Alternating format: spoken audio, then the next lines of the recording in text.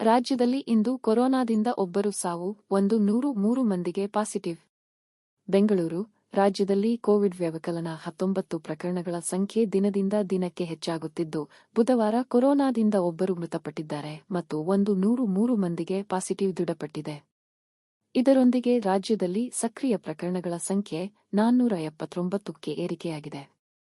ಕಳೆದ 24 ಗಂಟೆಗಳಲ್ಲಿ 103 ಹೊಸ ಕೋವಿಡ್ ವ್ಯವಕಲನ 19 ಪಾಸಿಟಿವ್ ಪ್ರಕರಣಗಳು ವರದಿಯಾಗಿದ್ದು, ಸಕ್ರಿಯ ಪ್ರಕರಣಗಳ ಸಂಖ್ಯೆ 479ಕ್ಕೆ ಏರಿಕೆಯಾಗಿದೆ ಎಂದು ಆರೋಗ್ಯ ಮತ್ತು ಕುಟುಂಬ ಕಲ್ಯಾಣ ಇಲಾಖೆ ತಿಳಿಸಿದೆ. ಇಂದು ರಾಜ್ಯದಲ್ಲಿ 7,262 ಕೋವಿಡ್ ಪರೀಕ್ಷೆ ನಡೆಸಲಾಗಿದೆ. ಪಾಸಿಟಿವ್ ಪ್ರಮಾಣ ಶೇ. 1.41ರಷ್ಟು ಇದೆ. ಬೆಂಗಳೂರಿನಲ್ಲಿ 321 ಮಂದಿಗೆ ಕೋವಿಡ್ ಪರೀಕ್ಷೆ ನಡೆಸಲಾಗಿದ್ದು, ಆ ಪೈಕಿ 80 ಮಂದಿಗೆ ಸೋಂಕು ದೃಢಪಟ್ಟಿದೆ. ಶಿವಮೊಗ್ಗ, ಚಾಮರಾಜನಗರ ಮತ್ತು ದಕ್ಷಿಣ ಕನ್ನಡದಲ್ಲಿ ತಲಾ 2 ಪ್ರಕರಣ, ವಿಜಯಪುರದಲ್ಲಿ 1, ತುಮಕೂರಿನಲ್ಲಿ 1, ಮೈಸೂರಿನಲ್ಲಿ 3, ಮಂಡ್ಯದಲ್ಲಿ 8 ಪಾಸಿಟಿವ್ ಪ್ರಕರಣಗಳು ವರದಿಯಾಗಿವೆ. ಸೋಂಕಿತರಲ್ಲಿ 422 ಮಂದಿ ಮನೆ ಆರೈಕೆಗೆ ಒಳಗಾದರೆ 57 ಮಂದಿಗೆ ಆಸ್ಪತ್ರೆಗಳಲ್ಲಿ ಚಿಕಿತ್ಸೆ ನೀಡಲಾಗುತ್ತಿದೆ.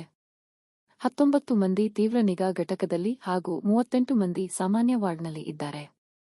ಸೋಂಕಿತರಲ್ಲಿ 87 ಮಂದಿ ಇಂದು ಚೇತರಿಸಿಕೊಂಡಿದ್ದಾರೆ ಎಂದು ಆರೋಗ್ಯ ಮತ್ತು ಕುಟುಂಬ ಕಲ್ಯಾಣ ಇಲಾಖೆ ತಿಳಿಸಿದೆ.